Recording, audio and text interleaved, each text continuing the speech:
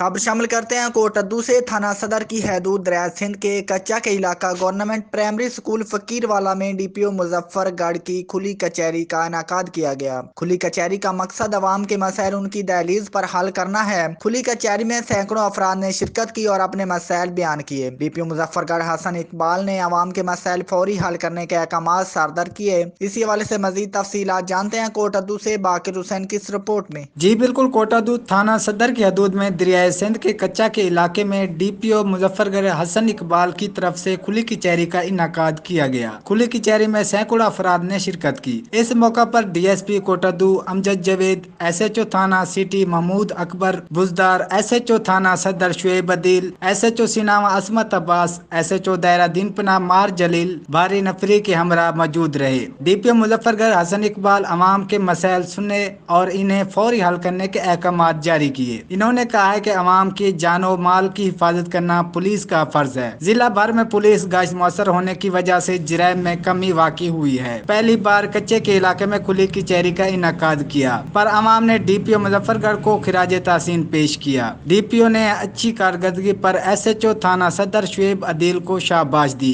Camera team के हमरा बाकिर Hussain, city 5 TV, Kot Addu.